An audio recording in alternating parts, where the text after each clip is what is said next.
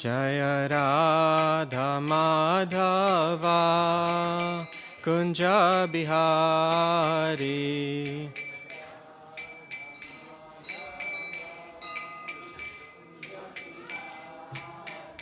Jaya Radha Madhava Kunja Bihari.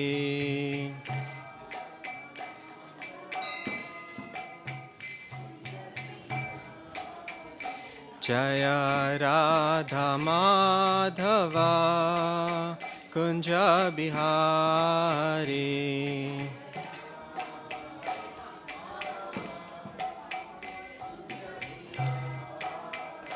Jaya Gopi Jana Vallabha Girivardhari.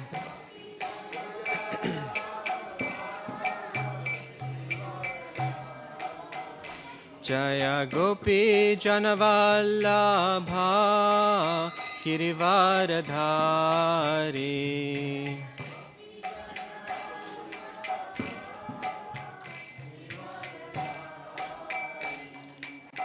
Yashodanandana Braja Jana Ranjana. Yashodanandana Braja Jana Ranjana.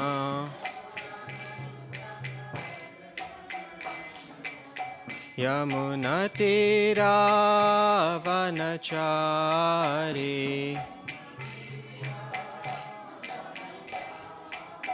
Yamunatira Vanachari.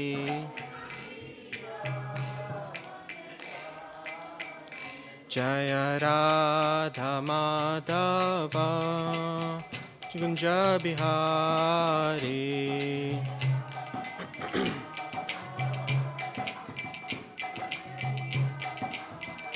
Jaya Radha Madhava Kunja Bihari.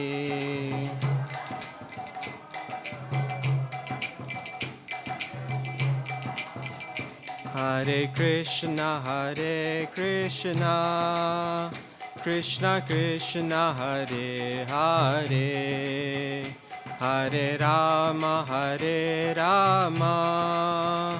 Rama Rama, Hare Hare.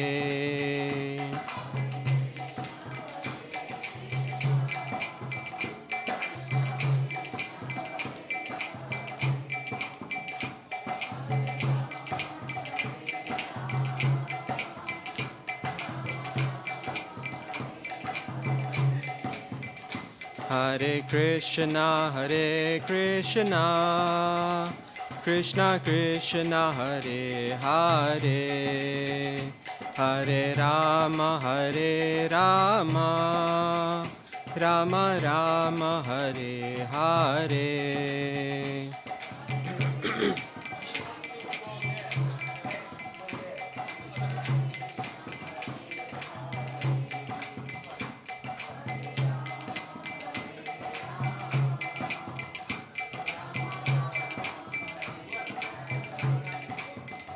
Jaya Radha Gokula Nanda Radha Gokula Nanda Radhe.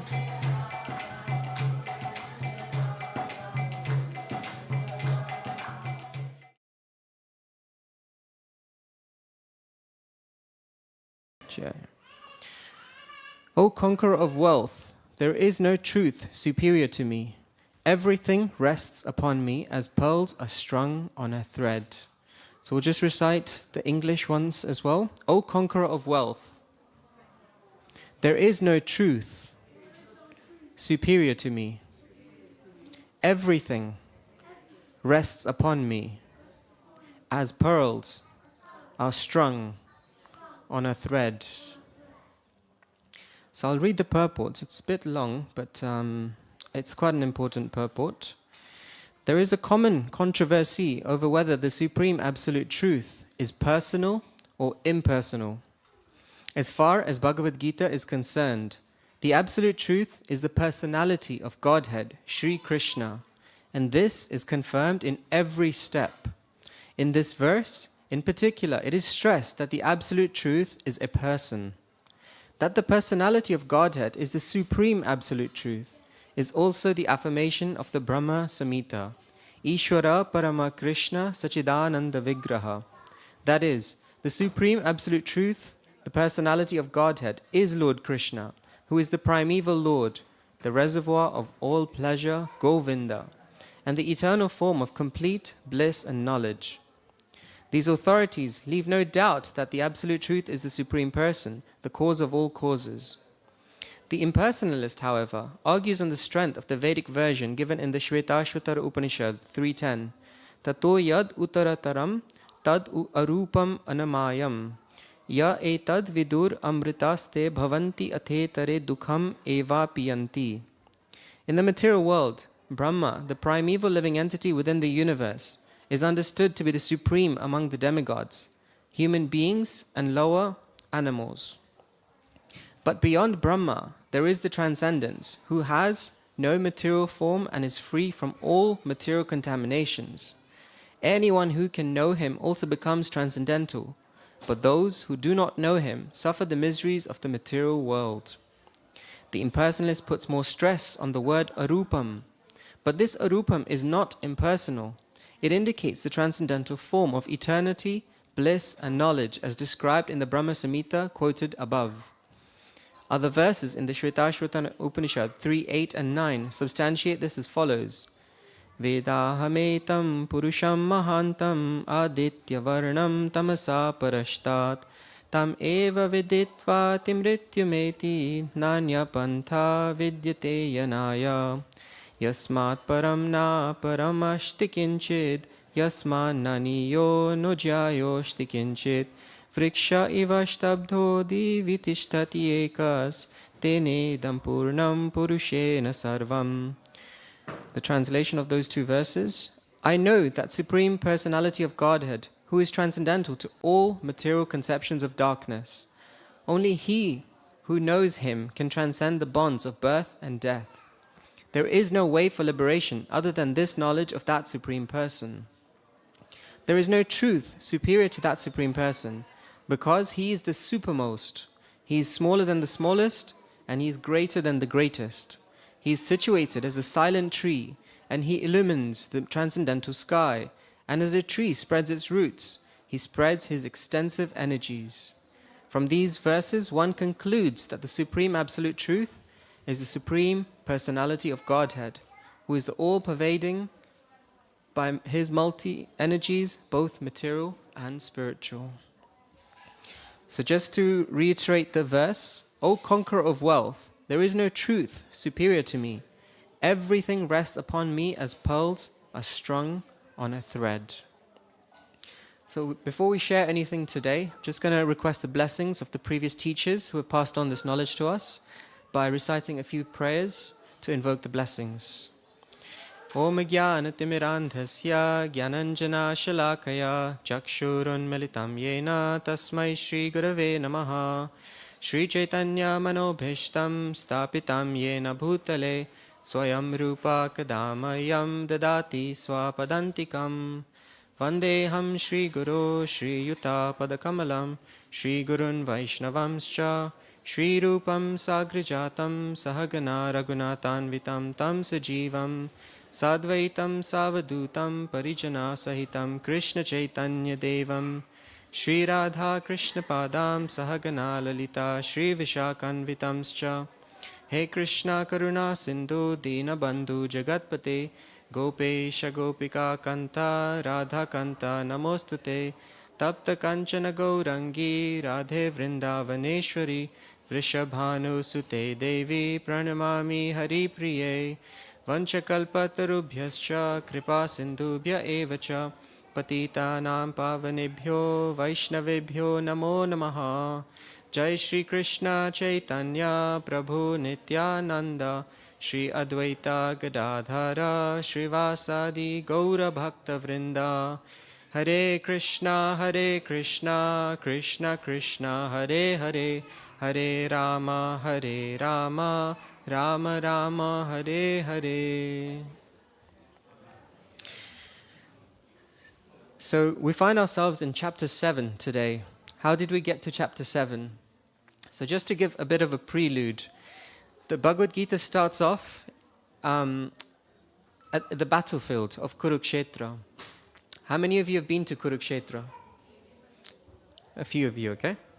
So sometimes people say Kurukshetra is an imaginary place that represents the body. But actually, as you guys have been to, it actually exists in the world today. So that's where the Bhagavad Gita was spoken.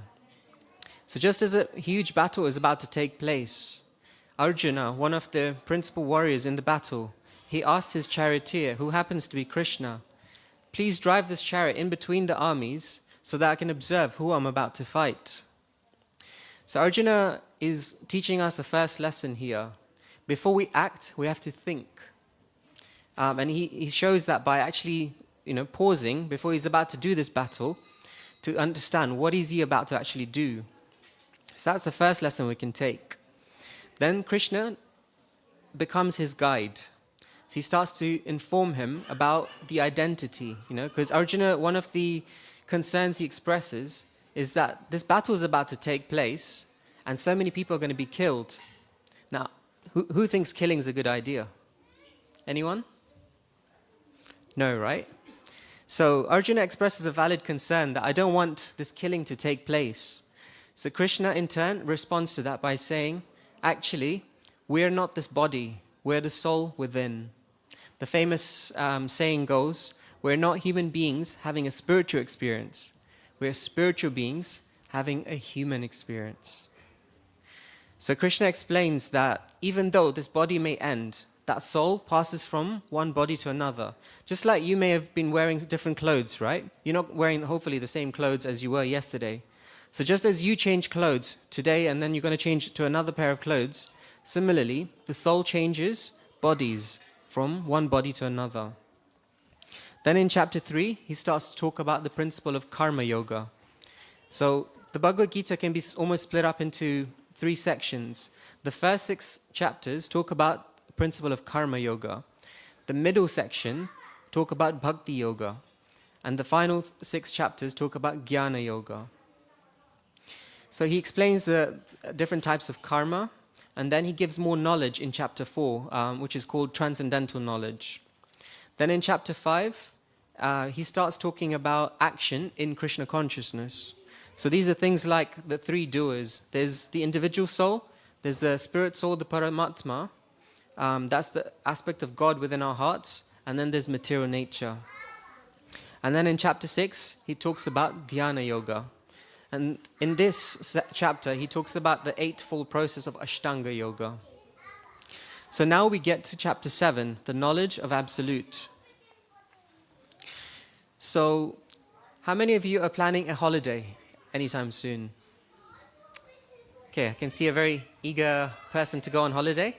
Now, to go on holiday, you had to do some research, right? You didn't just, get a map of the world and, close your eyes and land somewhere. You almost had an idea in mind, and then you went onto Google, hopefully, to understand, or maybe you spoke to a travel agent to understand where to go, how much it's going to cost. Similarly, for those children who are here, as you grow older, you're going to have to choose what you want to study. So even that requires some element of research. Now, after you leave the manor, some of you may want to go to a restaurant. So even that, you may want to research what kind of restaurant is out there, what might be the menu. So all of these things require research. So spirituality is no different. It's not just an emotional, sentimental process. It requires intelligent research. It's an affair of both the head and the heart. Today, everything in the world, people feel like they need to prove with science. Now that seems logical, right? Because science, there's like a grounding, a sound basis to it. But even science has its limitations. Once upon a time, a professor, he was atheistic, so he was trying to teach the class that actually God doesn't exist. So he asked the children, can you see God? And the children are like, no, I can't see God. Can you hear God? No. Can you touch God? And they said no. Therefore, God doesn't exist. That's what the professor concluded. So one child bravely put up their hand and said, "Professor, can you see your brain?" So the professor like, this is a bit strange. So he said, "No, I can't see my brain." Then the child asked, "Can you hear your brain?" It's like, "No, what kind of question is that?" "Can you touch your brain?" "No, I can touch my head, but I can't touch my brain." So the child's like, by your logic, then your brain doesn't exist, so it means you're brainless. So like that, sometimes we try to think very rationally, but there are limitations to that. Now, before I continue, I want to ask you all a question. Can you tell me if Shriman Dheeraj Chokshi is amongst us here today? Is there Dheeraj Chokshi here? No. Why don't you guys know? Any thoughts?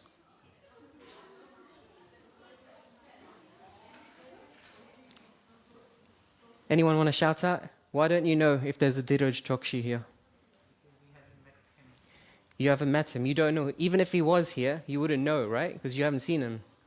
Well, you don't know if this person is who I'm telling you.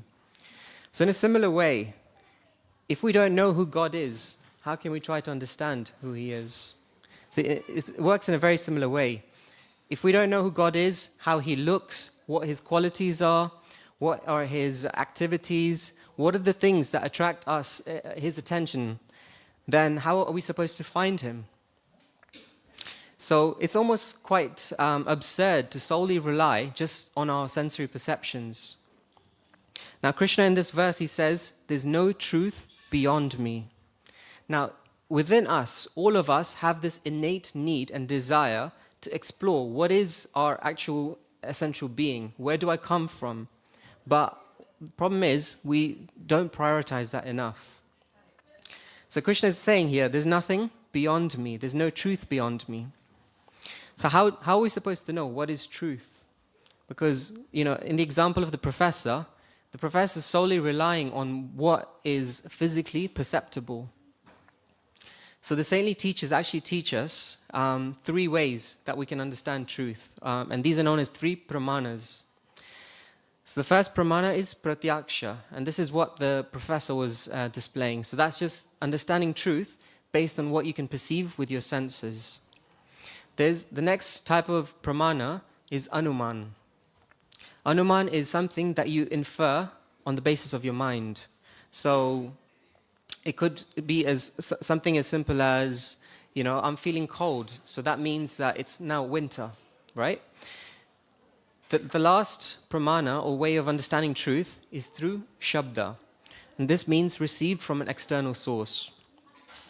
The problem with the first 2, the pratyaksha and anuman, is that as material beings, we have 4 defects. The first is that our senses are imperfect. Have you ever seen a magic show or a magic trick? Any of you? Now, according to the eyes, that magic trick appears actual magic, right? Because you can't tell how they've made a certain card disappear or whatever the magic trick is. But if we were just to solely rely on our eyes, that is actual magic. But it's just a trick, right?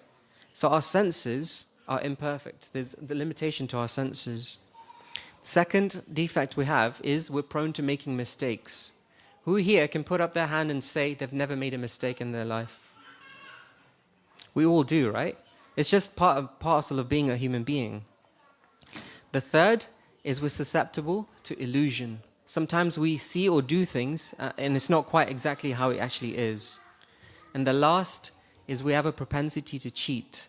So when we understand that we have those 3 defects, then we try to overcome by cheating. For Shabda, which is supposedly free from these defects, we can also find ourselves in the same predicament where if we simply get the knowledge from someone else, that someone else also has these 4 defects. So we can't just solely rely on knowledge from another human being. That's why, to gain perfect knowledge, we have to get Shabda Praman from a non-material source. And that's why we understand our knowledge from the Bhagavad Gita as it is. It's not something that's been written by a human being.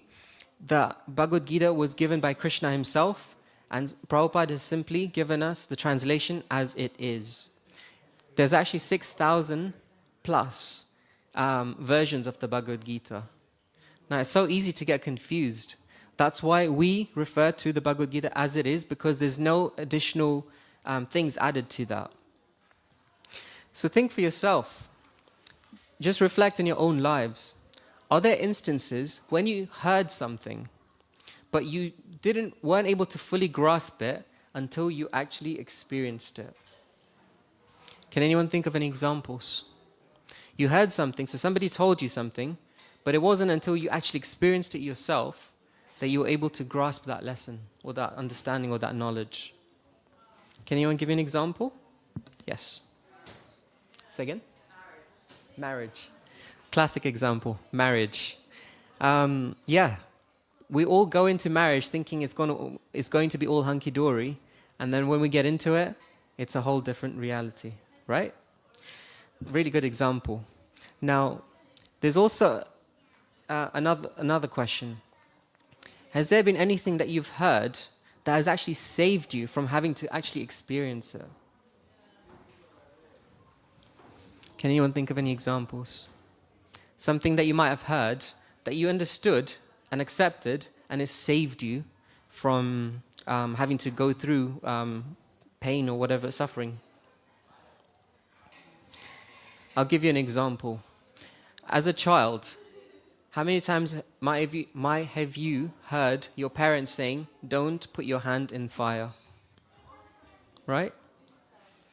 Sometimes the child is stubborn and says, "No, I don't believe you," and then has to put the hand in the fire and then experiences it. So that goes into that first example. But sometimes, if we actually understand, yes, the parent is looking out for my well-being, I don't have to test it out to actually understand this isn't good for me.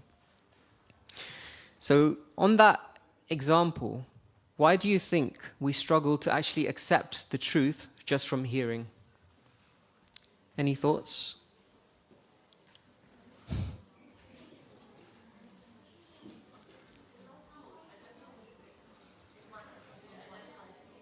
It might. So you don't know. So you don't know whether that knowledge you're getting is genuine or from an authentic source, okay? That's a good example. Any other thoughts on why we may not accept something just from hearing it?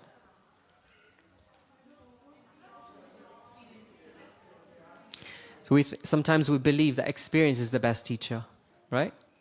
But in the example of the fire, is learning about the fire actually putting our hand in the fire, or is it okay that we just learn the lesson that fire is dangerous? Like somebody doesn't need to, I don't need to experience that jumping off a cliff is going to kill me. I can hear about it and understand that that's not good for me, right? So many things like that we can actually learn just from hearing. We don't actually have to experience it. And that's the thing about spiritual knowledge. We don't simply hear what the Bhagavad Gita or any other scripture is saying. When we hear something from the Bhagavad Gita or any of these other scriptures, then we have to observe, is this scripture is something that I'm observing around in the world around me? When we see that it is true, that yes, this scripture is saying a version of the truth, then we can try practicing. We live according to what the scripture is saying. And when we do that, we start to experience a spiritual life. And when we perceive some joy from that, then we feel inclined to share that. So then, going back to this verse, the first line of the purport, Prabhupada says, is Krishna a person? So is the Supreme Personality of Godhead, is he personal or impersonal? It's one of the biggest misconceptions of the Bhagavad Gita. Is Krishna a person or is he just energy? Now obviously we can see Krishna here on the altar. It doesn't seem like just white light to us, right? He's actually a person. But we may not necessarily believe that Krishna is a living person. We may just think that's a murti. So again, we can refer to scripture. From the Srimad Bhagavatam, there's a verse that says, Vadanti tat tattva vidas tattvam yaj jnanam advayam brahmeti paramatmeti bhagavan iti shabdyate. So Vyasadeva is instructing us that learned transcendentalists who know the absolute truth understand it to have three forms.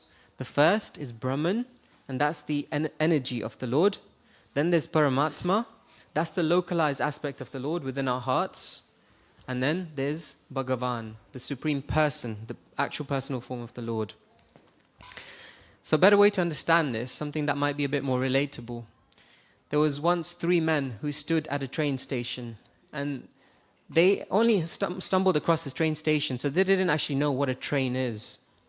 So they decided to stand and wait for the train to come so that they could actually understand what the train is. Now the first person spots something in the distance, it's like a line, and he could see some smoke coming out of it. So he was satisfied, he understood what a train is. It's a line with smoke, and then he left. Now the second person's like, I'm going to wait to see. So as the train is coming closer, he starts to see the carriages, the wheels, he could hear the sound of the train. So he then understood, okay, this is what a train is. So he concluded that that's what the train is, and he left. The last person, he continued to stay in the platform of the train station until the train actually pulled into the station.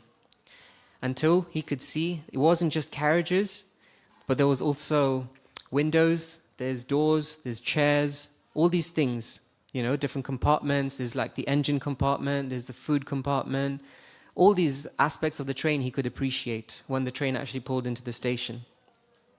Now, which one of those was right? Who actually understood what the train was? We could say the third one, but all of them actually had a version of the truth of the train. It's just the first person didn't have the full picture. The second had a bit better of an understanding, and the third had the best understanding. So like that, Brahman understanding is very partial. Yes, Krishna has a Brahman aspect, but that's not a complete understanding of the Lord. Then we understand that there is an aspect of the Lord within our hearts, which is Paramatma. Even that is not a full understanding of the Lord.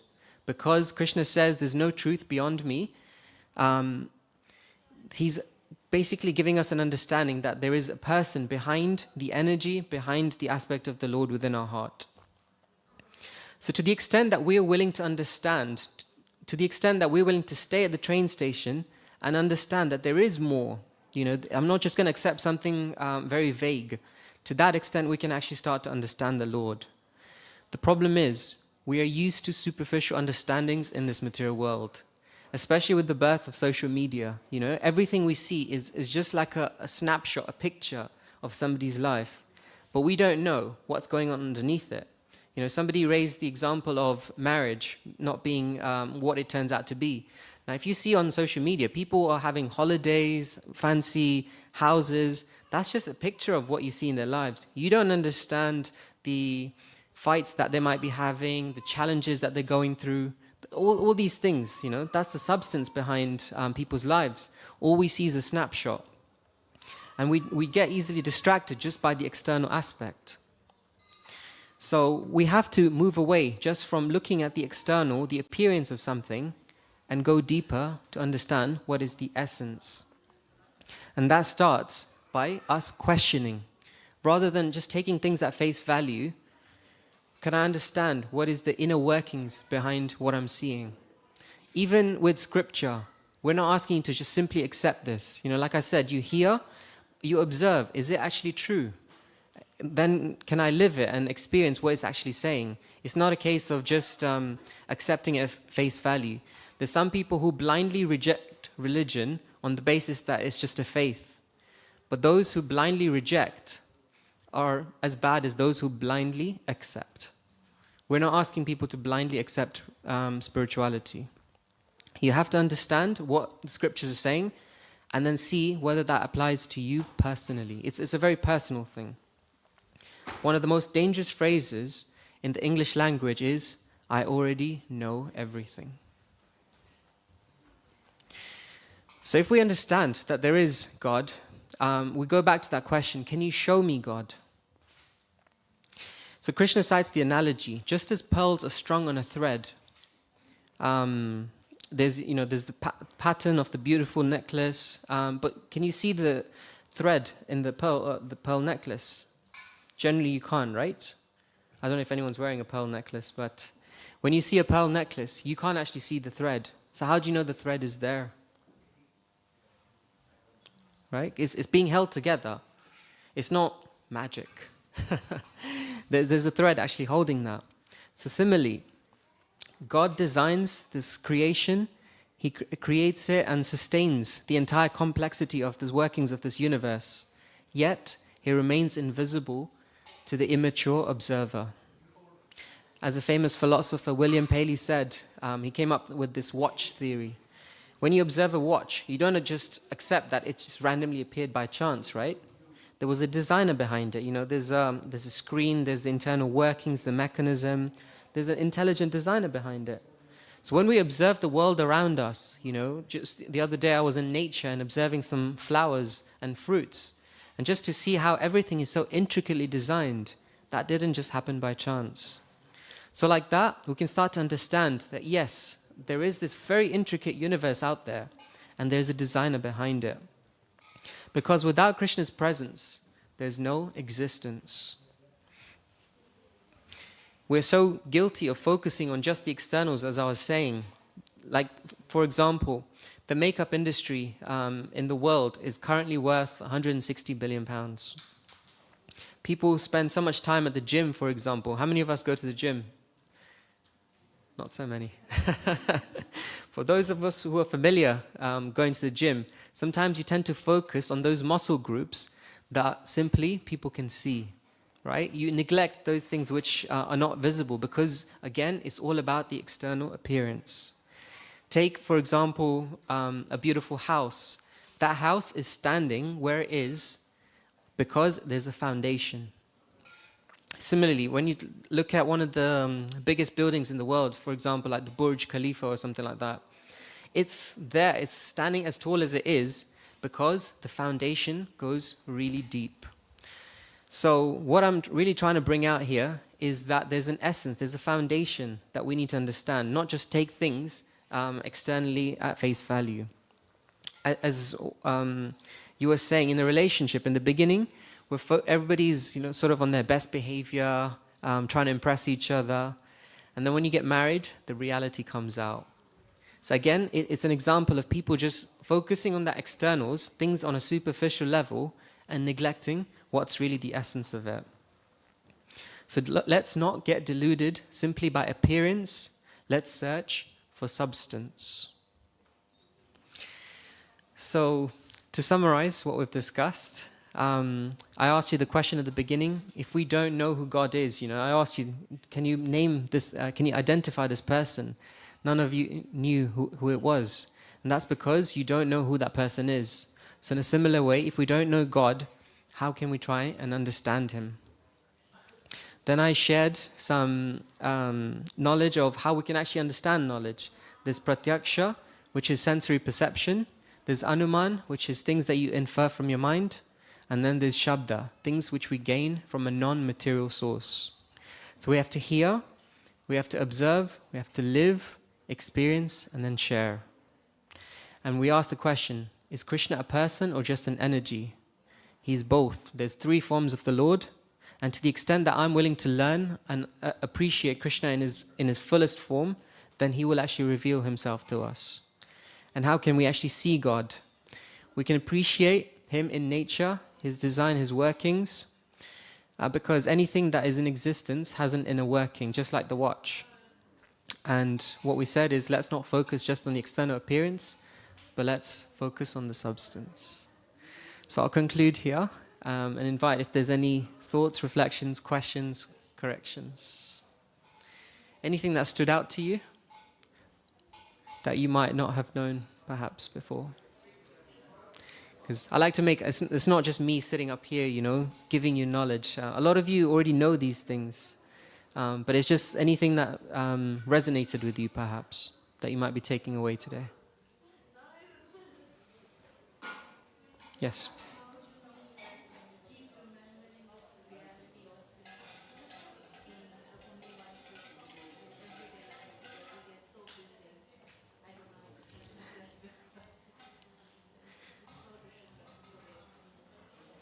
Yeah. Mm.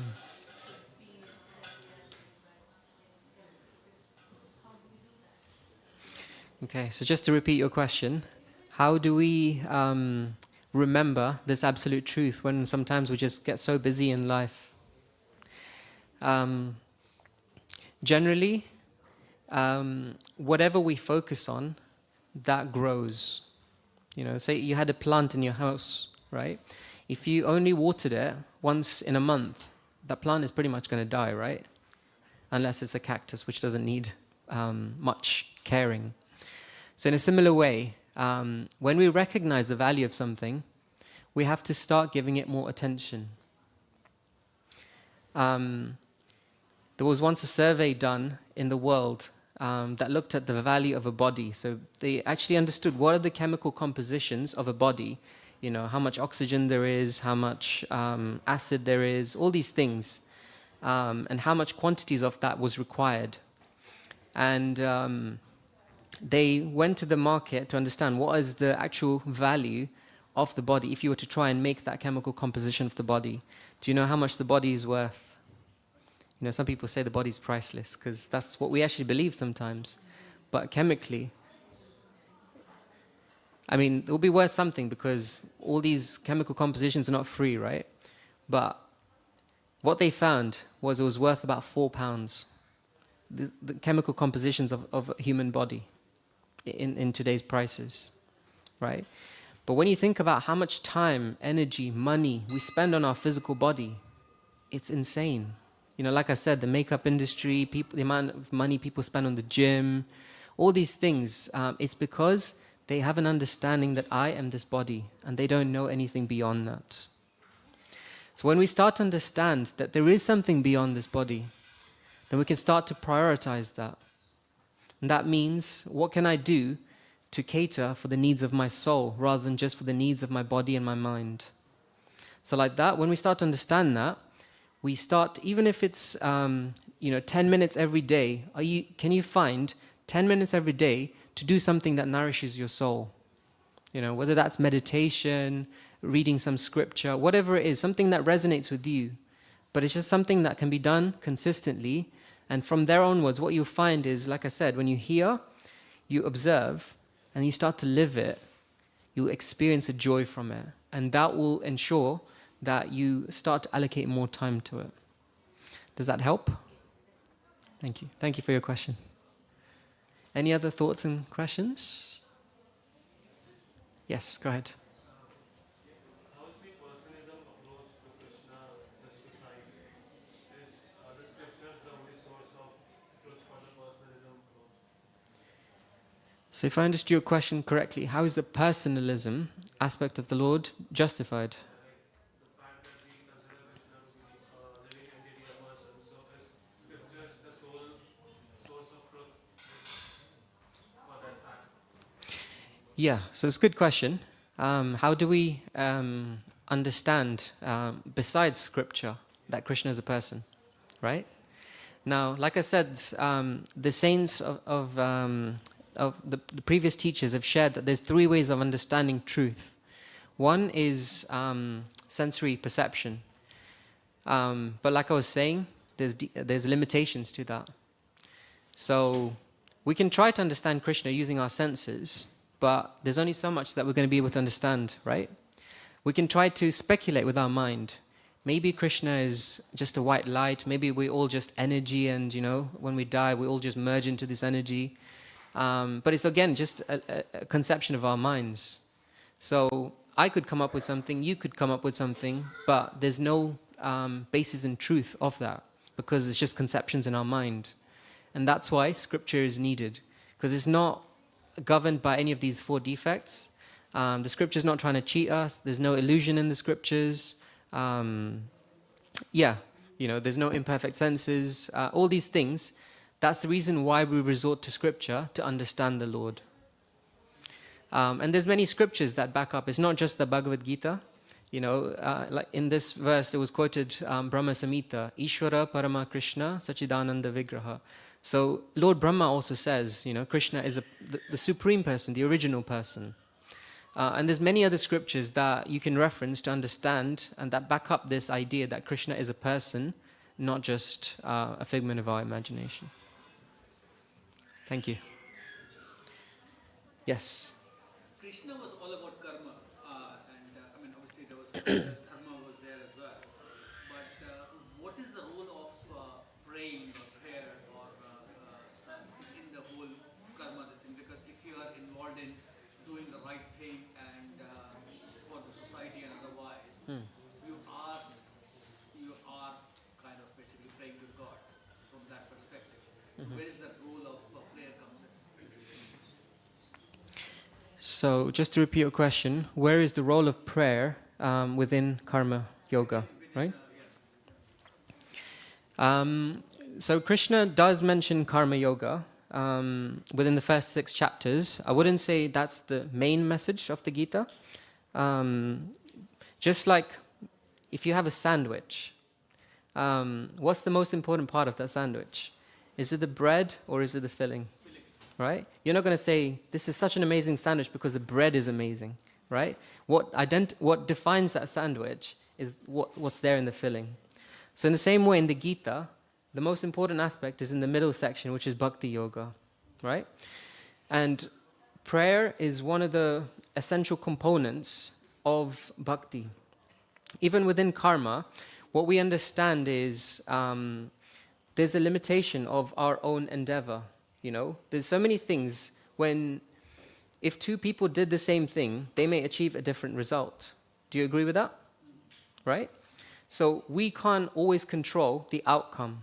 There's certain things that are beyond our control, right? That's where prayer comes in. We don't just rely on prayer. So we don't just say, I'm just going to sit here and pray, and tomorrow I'm going to become a millionaire. Let's say if that was your goal, right? You still have to work hard, you have to go out, do some business, whatever it is, or if your thing is buying a lottery ticket, whatever it is, but you still have to go out and do something, right? But the result is not in your control. And that's where prayer comes in, because we recognize that there is a higher source that actually governs what results we get. And so our prayer is to recognize or surrender that, yes, I can only endeavor to a certain extent, then let that prayer take that further beyond that. Does that help? Okay. Okay. If there's no other questions, we'll conclude here.